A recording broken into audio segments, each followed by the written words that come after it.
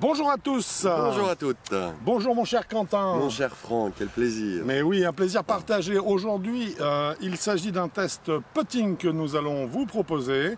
Un test très particulier puisqu'il s'agit d'une marque très particulière que vous ne connaissiez peut-être pas mais qui est désormais dans notre pays, en France, à savoir la marque SICK. Alors SICK, qu'est-ce que c'est? Dis-moi un petit peu Quentin. Tu as des infos là-dessus, je pense. C'est un peu le putter de BDC, de Bryson DeChambeau. Eh ben c'est ça. Voilà, donc là on a la copie je crois. Oui, c'est le même, c'est celui-là, c'est le Tout modèle. pareil. Tout pareil, exactement. Et puis ici, il rend malade les autres.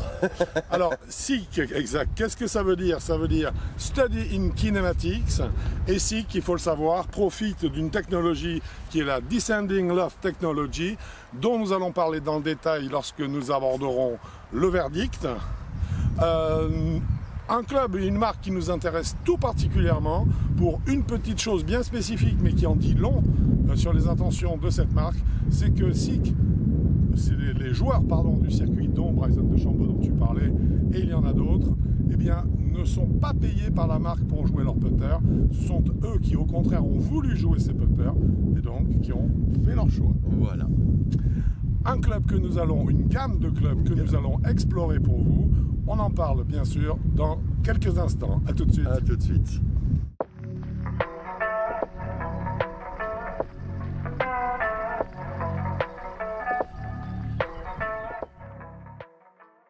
Eh bien, ça y est, mon cher Quentin, nous avons donc testé l'ensemble de ces putters SICK. Voilà, Je toute dis la l'ensemble gamme. puisqu'on a eu toute la gamme. Voilà.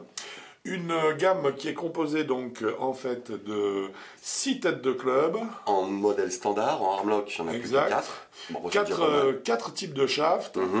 En plus. Donc on l'a vu standard ou armlock. Armlock 4 modèles, tu viens de le dire. Et donc les 6 en standard, sinon bien sûr possible. Voilà. Modifiable sur l'ensemble des putters de la gamme SICK. Nous avons donc la longueur du putter, bien sûr. Puisqu'on peut couper le putter, bien sûr, à la taille qui vous convient. Le type de finition, Voilà, il y a noir ou noir, mat, satiné, ce genre de choses. Voilà. On a également l'emplacement de la ligne de visée, ça c'est sympa. Voilà, ou sur le haut de la tête du putter, ou sur le corps, carrément. Ce qui est bien. Modification du lie, Voilà. ça c'est pour l'ensemble de la gamme, sur tous les pour produits. tout le produit. Important, on peut choisir le loft moyen. Alors on reviendra sur ce point-là parce que ça va être un point essentiel concernant ces putters SICK. Donc on peut revenir sur le loft, on va dire de référence, qui va servir de référence pour le putter. Nous avons 4 types de shafts proposés, on l'a dit tout à l'heure, puisqu'en fait on a aussi bien des double bent, des shafts droits, des shafts, bref, 4. Il y a de tout. Voilà. On choisit également le type de grip que l'on veut et son épaisseur, donc différentes marques possibles de grip, ou en tout cas de forme de grip, d'épaisseur de grip, jumbo, medium, pistol, bref, tout ce qu'on veut. Et puis on peut aller jusqu'à personnaliser en fait les couleurs du head cover, du capuchon. Voilà. Exactement. Donc ça c'est ce qu'on peut faire sur chaque club. Maintenant, il faut le dire, ces putters nous ont, je crois... intéressés. Ah oui, vraiment, et surpris. Et surpris au début, et puis vraiment beaucoup intéressé. Pour 2 raisons principalement. La première, c'est le type de toucher que ces clubs génèrent. Et la deuxième raison également... c'est la face de club. Voilà, c'est la façon à laquelle est traitée la face de club, puisque cette face de club n'est pas une face de club qui est plate. Voilà. C'est-à-dire qu'en fait, on n'a pas sur les clubs, les putters de chez SICK, on n'a pas un loft de putter qui va rester le même. Toute la technologie SICK, en fait, repose sur un principe simple qui est que lorsque le putter vient percuter la balle, malheureusement, nous ne le percutons pas toujours avec l'angle d'attaque idéal. C'est-à-dire que le club ne vient pas percuter la balle idéalement toujours du même nombre de degrés à la remontée ou à la descente ou en neutre, simplement. Et donc, ce qu'a fait SICK, c'est qu'ils ont conçu un système où le loft de la face du club démarre vers le bas, par le bas, en partant du sol, à 1 degré de loft seulement, puis passe en 2 degrés lorsqu'on est dans la partie médiane basse, 3 degrés lorsqu'on est médiane haute, et 4 degrés quand on est en partie supérieure. Ce qui veut dire qu'en fait, on a une phase de club qui est usinée avec 4 légers pans, qui donnent 4 degrés différents. Et il se trouve que Eh bien, si je percute ma balle de 1 degré en descendant, elle sera forcément percutée dans la zone à 3 degrés. Ouais.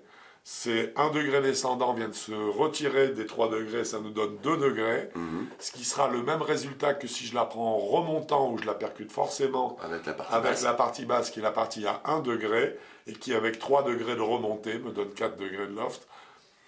Pour donner un exemple. Voilà. Hein? Et si je suis moins extrême dans ma faute, je vais être remontant de 1 degré, je vais la percuter dans la zone à 1 degré aussi, ou 2 degrés, et je vais me retrouver avec un loft moyen qui va être de 3 degrés, ce qui va me permettre d'avoir en fait un contrôle de roulement, et donc un contrôle de distance qui théoriquement est idéal. Voilà, puisque j'aurais toujours même touché.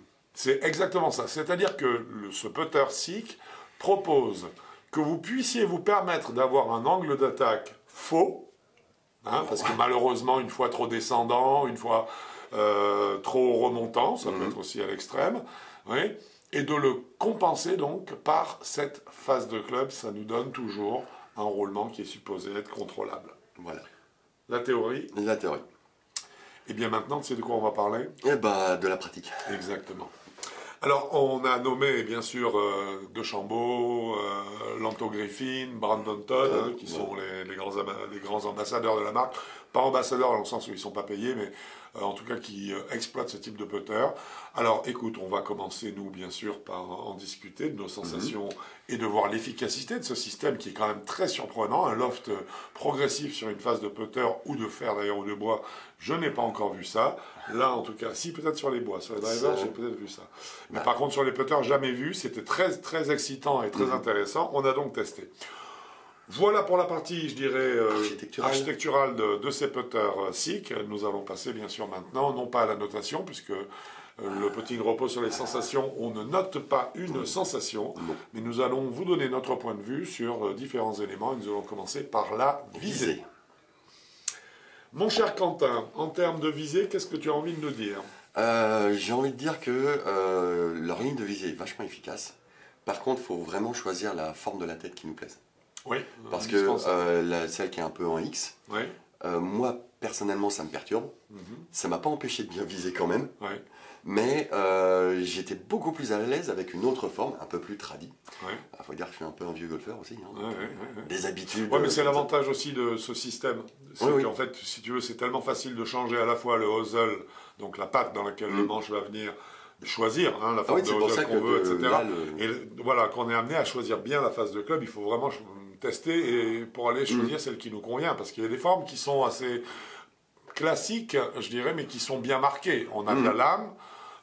On a de la double double wide, hein, donc de la lame bien épaisse, voilà. On a ensuite du maillet, on a du demi-lune, on a beaucoup de formes de putter, hein, donc là il y a de quoi faire. Je crois qu'il faut vraiment passer un petit moment quand même sur la sélection des modèles pour vraiment trouver celui qui vous convient. Exactement. Donc moi pour la visée j'ai trouvé ça même assez facile. Moi j'ai trouvé il se pose bien. Donc c'est après bon bah c'est à nous de faire. Hein, mais... Voilà, et je crois que tu viens de dire le maître mot, c'est que comme il repose bien, forcément la visée, parce que c'est la qualité première d'un club de golf. Hein, c'est la façon à laquelle il repose. Hein. Voilà. Et là c'est vrai qu'il reposait très bien, donc entre guillemets je pense que ça facilite effectivement la visée. C'est ce que j'ai trouvé. Je me suis pas planté dans la visée, même avec les putters que je trouve un peu moins attrayants visuellement, mais facile. Très propre. Très propre. Ah oui, très propre. Ça, j'ai aucun souci là-dessus. Donc la visée pour moi, c'est aller bien. Très bonne a priori. Alors maintenant, on va parler de la stabilité du club, la stabilité dans son balancier. Alors là, il faut faire le distinguo entre deux univers, hein, je pense, hein, tu vas me dire ce que tu en penses, deux univers qui sont le standard et le armlock. Ouais. Parce qu'en termes de stabilité, il est évident que là, on ne joue pas dans la même cour du tout. Non. Hein? Ouais, ça c'est clair. Alors le armlock, vous le savez, bien sûr, c'est un système qui normalement devrait durer dans le temps. Hein, après, ça fait un troisième point d'appui quand même. Maintenant, ça fait, voilà, il reste un débat, ça fait un point d'appui. Parce que voilà, sur l'avant-bras. Exact. Donc, est-ce que... Un point fixe. Hein, donc, voilà. C'est toujours... Saint-Andrews n'aime pas les points fixes. Non. Mais pour l'instant, et je pense que ça va durer, le armlock donc, est autorisé, donc il n'y a aucun souci. Là, en termes de stabilité, l'équilibrage des modèles armlock qu'on a essayé était parfait. Et donc, on avait une stabilité qui était Très mouvement qui est super facile. Super facile et super importante surtout. Voilà. Hein, et puis aussi, le moment d'inertie des têtes de club pour moi était quand même assez balèze puisque j'ai bien pointé et bien talonné, comme j'aime bien faire pour tester les putters. Pour sentir une vibration, il faut vraiment décentrer méchamment. Beaucoup. Voilà, c'est pas 3 mm, 4 mm et ça vibre. Non, non, là ça se compte en centimètres. Donc personnellement, moi je les trouve super stables, à la fois à l'impact et aussi dans le mouvement, c'est un équilibre magnifique. Donc ça veut dire l'impact, moment d'inertie est excellent. Ouais. Mais malheureusement, sur quel matériau, on ne sait pas. Ainsi que reste très très très confidentiel et discret sur le matériau qu'il emploie, qui est le même pour tous les putters. Alors, est-ce que c'est... Voilà, hein, c'est un petit peu comme Boston Whaler pour les bateaux, qu'on ne sait pas ce qu'il y a dans les sarcophages qui leur permettent de faire les coques. C'est Ping sur son alliage. Dans les premières années, quand Ping existait, personne ne pouvait savoir de quoi était composé leur alliage. C'était le secret maison. Là, c'est aussi un peu le secret maison. L'alliage, parce qu'a priori, c'en est un... qui constitue la tête du putter. On ne sait pas ce que c'est, en tout cas ce qui est certain, c'est qu'en termes de moment d'inertie, ça marche super bien. Voilà. Ça tient vraiment bien la route, pour reprendre tes mots. Oui. Nous allons attaquer maintenant deux éléments qui nous intéressent beaucoup sur ces putters. Nous avons testé bien sûr l'ensemble de la gamme, tous les putters y sont passés. Et ben c'est à la fois la roule de la balle et son toucher. Hein, c'est ce qu'elle nous donne comme sensation dans les mains, ce qui est, on va dire, l'équivalent du feedback. Voilà. On peut commencer par le toucher ? Allez, vas-y. Ah, le toucher, merci. Moi, personnellement, le toucher, je l'étais assez surpris parce que on sent que c'est un bloc. Voilà. Il n'y a pas de, comment on appelle ça, le petit d'insert. Il n'y a pas d'insert du tout. Et pourtant, le toucher est super doux. Mais super propre. Mais ça, c'est leur alliage. Alors, c'est peut-être pour ça qu'ils veulent pas ça. Ils veulent pas sache que c'est parce que l'alliage donne un contact très très doux. C'est super agréable. Moi qui ai l'habitude des inserts. C'est doux mais pas mou. Non, oui, c'est doux. Ce qu'on a avec les inserts, que je trouve mou trop souvent. Certains sont trop mous, c'est très désagréable. On a l'impression que la balle ne sort pas du club. Et là, non. Là, non, ça c'est doux, mais c'est consistant. Voilà. On sent que le club a quelque chose dedans. Et là, au niveau toucher, moi, j'ai été très agréablement surpris. C'est un toucher vraiment très, très doux. On n'a pas l'impression qu'il soit mou du tout. Voilà, on sent en fait la tonicité. C'est comme la différence entre qu'un muscle, il a, on va dire, pour simplifier, 3 états, la contraction, la tonicité et le repos. Quand on dit mou, c'est plutôt le genre repos. Repos. Quand on dit dur, c'est plutôt bien contracté. Alors que la tonicité, c'est comme quand on serre la main de quelqu'un, on se dit, tiens, il y a du poids, il y a de la puissance derrière, mais il ne va pas m'arracher la main. Elle n'est pas utilisée, mais il y a quelque chose. Non, j'ai trouvé que c'était un très bon compromis. Pour moi, c'est hyper tonique. On sent que le club, il a quelque chose sous la patte, mais il est là. Mais lui, il amortit, il fait que tout ça va rester sous contrôle, en fait. Hein. Donc ça fonctionne très bien en termes de roulement. Moi, j'ai vraiment adoré. Ce qui nous amène au roulement. Et alors, c'est ce qui va nous ramener surtout à la technologie la DLT. Parce que là, franchement, il faut qu'on en parle, la Descending Loft Technology. Je pense sérieusement que le brevet de SICK va être... en tout cas, il y aura des OPA sur la marque SICK pour en récupérer le brevet. Parce que je pense que, très sérieusement, je pense que toutes les marques demain proposeront toutes des putters avec un loft progressif. Oui, ça je pense aussi, parce que je ne vois pas quelle est la marque aujourd'hui qui pourrait se permettre de ne pas aller vers ça. Sérieusement, vu la qualité du résultat que ça donne. Parce que là, on parle de tangible, on parle de résultat. On peut vous l'annoncer comme ça, on a été sidéré par cette séance pour une raison. C'est que j'ai fait du never up, never in. On était c'est exactement ça. Moi, c'est pas ça. Je peux pas faire du never up, never in. Non. C'est ma tête, elle refuse. Alors, explique un petit peu. Donc, le never up, never in, c'est une vérité absolue. Une philosophie, on va dire, qui dit que... Si ma balle ne dépasse pas le trou, elle a absolument aucune chance de rentrer. C'est une vérité absolue. Absolument. Sauf que moi, mon crâne, quand il me dit dépasse un peu le trou, je suis 3 mètres derrière. Voilà. Et ça, c'est le piège de tout le monde. Et vous avez tous connu ça. Hein, voilà, ça, moi, je ne supporte pas ça. Donc tu restes court. Non. Je m'arrange, je veux que ma balle arrive en mourant dans le trou. Son dernier trou. Donc si elle est courte de 5 cm, alors que j'ai un peu de 10 mètres, je suis super content quand même. Voilà. Tant pis pour moi, mais je suis super content. Ça ne me gêne pas. Parce que dès que j'ai pas, sinon c'est 3 mètres. Et là, je n'ai fait que dépasser le trou de 10-15 cm max. Parce que, et c'est là où on était sidérés, mais tous les deux, parce qu'en fait, on a un contrôle de la longueur du cou, qui colle exactement avec ce qui est dit comme argument publicitaire de la marque sur son site Or, ça, nous, chez Avigolf, on s'en méfie terriblement. Dès qu'une marque dit, moi, c'est formidable parce que, on se penche dessus. Très bien. Tout particulièrement. Voilà. Et donc là, tout particulièrement, on a vu qu'ils insistaient sur le fait que cette Descending Love Technology, ça a amené le contrôle de distance. Et en fait, eh bien, quand on était sur le green, oui, c'est vrai, on l'a vu en plein, on l'a vécu en live, on s'est dit, mais c'est incroyable, on n'arrive pas à se retrouver 2 mètres long. Non. Donc en fait, ça veut dire que ça nous sécurise terriblement sur les longs putts, ce qui fait qu'on a une régularité phénoménale. Ce qui veut dire qu'on en a, je dirais qu'on en a rentré pas mal. Quelques-uns, voilà. Et puis surtout, moi j'ai trouvé ça fantastique. C'est toujours la même facilité de jeu.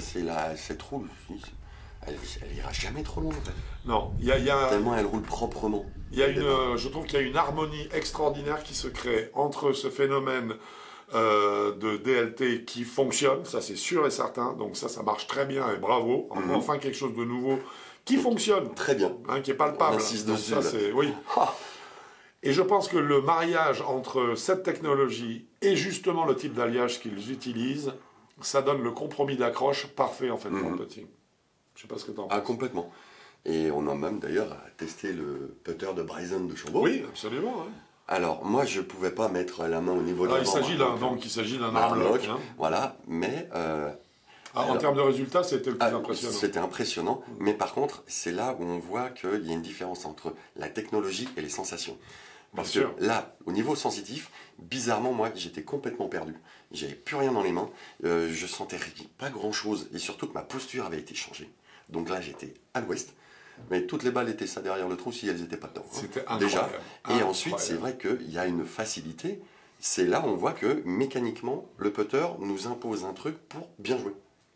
Donc les sensations, au revoir. Là, plus rien. C'est pour ça que j'étais très très perturbé sur le coup. Tu sentais rien, mais ça marchait. Ouais. Mais ça marchait, j'y revenais. Clac, merde, mince, ça marche. Clac, encore. Il n'y avait pas de faux. Non, mais écoute, je crois que c'est très clair. Voilà. Donc je crois qu'on a déjà fait presque le tour de l'ensemble de nos sensations.